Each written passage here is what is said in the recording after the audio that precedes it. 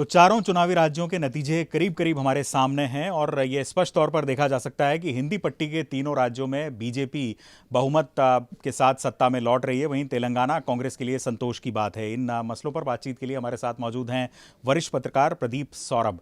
Sir, आपसे मैं समझना चाहूँगा इन नतीजों को किस रूप में आप देखते हैं और आगे की राष्ट्रीय राजनीति की अगर बात करें तो कैसी तस्वीर ये पेश करते हुए दिखाई देते हैं?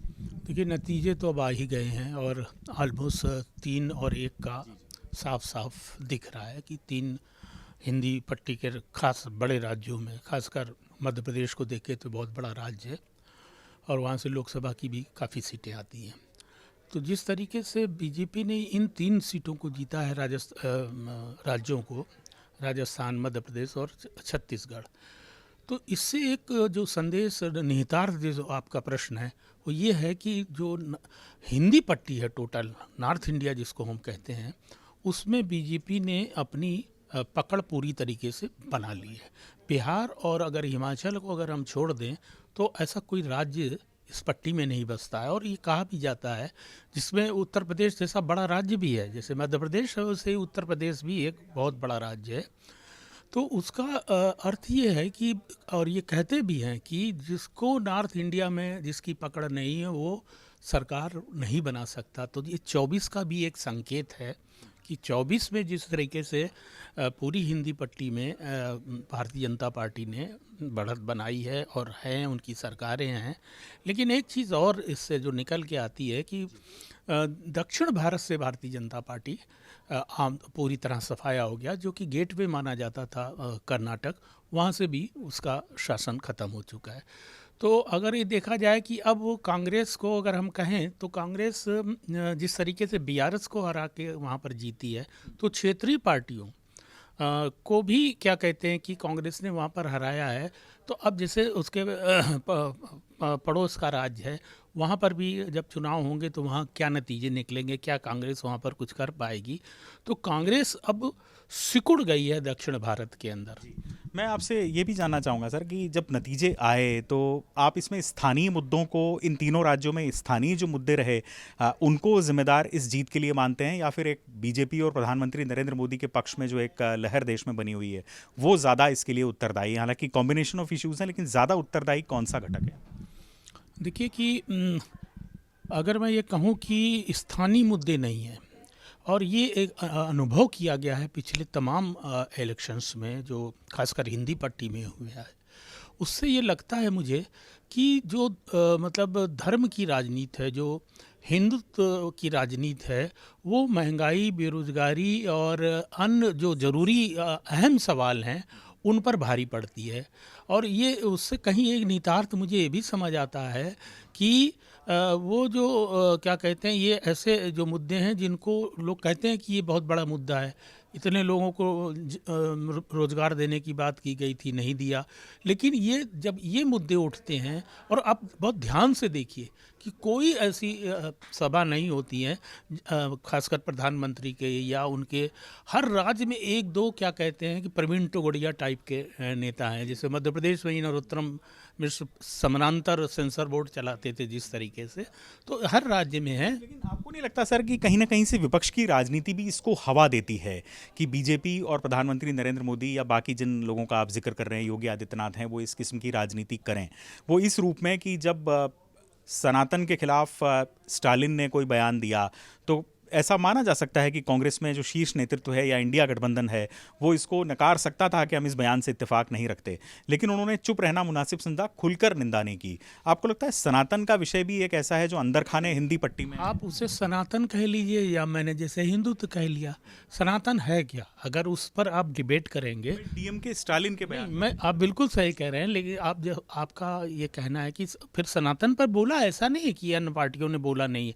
फिर उसी डिबेट पे, आइडियोलॉजिकल डिबेट पे चले गए कि सनातन है नहीं क्या, जो सनातन है, जो जारी है, निरंतर है, इस तरह की बहसों पर वो ले गए, जो कि कांग्रेस के लिए भारी पड़ती है। और ये चूँकि ये डीएनए ही क्या कहते हैं, जनसंघ के ज़माने से इस पार्टी का डीएनए ये है जिस पर वो खुलकर बात करती है। अब कमलनाथ ने अपने यहाँ कथा पाठ रखवा दिया बाबा बागेश्वर जी का, और तमाम सारी चीज़ें ऐसी की, और ये भूपेश बघेल ने रामपथ गमन क्या बनाया। तो उनकी जो राजनीति है, जब वो ये इस तरह की राजनीति करते हैं तो लोगों को ये लगता है कि ये नकली हिंदुत्व है, जिसको सॉफ्ट हिंदुत्व भी हम लोग कहते हैं कि ये एक नरम हिंदुत्व है, और जिसका जिसका एक एक्सपेरिमेंट ऑलरेडी गुजरात के चुनाव में हो चुका है कि नरम नरम हिंदुत्व नहीं चलेगा। अगर मुझे हिंदुत्व चाहिए तो हम प्योर हिंदुत्व की ओर जाएंगे। तो ये नरम और ये इस तरह के जो सिंबॉलिक चीज़ें हैं वो इलेक्शन में नहीं होती हैं। आपको जो कहना है खुल के, और ये कोई वो जिस तरीके से बीजेपी और नरेंद्र मोदी हमलावर होते हैं, वो कांग्रेस हमेशा डिफेंस की पोजीशन में आती है। वो सवाल करते हैं और वो सवाल का जवाब नहीं देते हैं। जैसा आप ही कह रहे हैं कि स्टालिन का जो सवाल था सनातन का, उस सनातन पे जो अन्य पार्टियां थी, चाहे वो समाजवादी पार्टी हो, चाहे एनसीपी हो, चाहे कांग्रेस पार्टी हो, इन लोगों ने उस पर न तो उनको डिफेंड किया और ना ही क्या कहते हैं उस पर कोई रिएक्शन किया। मेरा अंतिम सवाल आपसे ये है कि इन चुनाव में एक नया एक्सपेरिमेंट कांग्रेस की तरफ से किया गया, और वो ये एक्सपेरिमेंट है कि देश की 52% ओबीसी समुदायों को एड्रेस करने के लिए, रिझाने के लिए उन्होंने जातीय जनगणना का दांव चला। अब एग्जिट पोल के नतीजों में भी एनालिसिस ने ये बताया कि वो दांव फेल हुआ है, और नतीजों ने भी ये बता दिया है।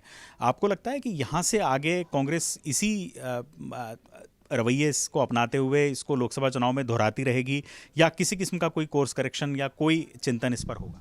देखो, ये जो आप जातिगत जनगणना की बात कर रहे हैं, जिस तरीके से हिंदुत्व की प्रयोगशाला गुजरात है, वैसे ही सामाजिक जो न्याय की प्रयोगशाला बिहार है। तो जब तक बिहार में इसके रिजल्ट नहीं आएंगे, अब मध्य प्रदेश और छत्तीसगढ़ से इसको फेल और सफल और असफल की श्रेणी में नहीं ले जा सकते।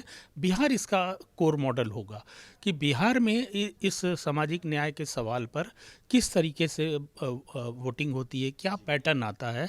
फिर ये और कोई भी, अब जैसे देखिए कि इसके नेता कौन थे, बीपी सिंह थे, और बीपी सिंह जब ये लाए मंडल और उसके बाद वो चुनाव हार गए।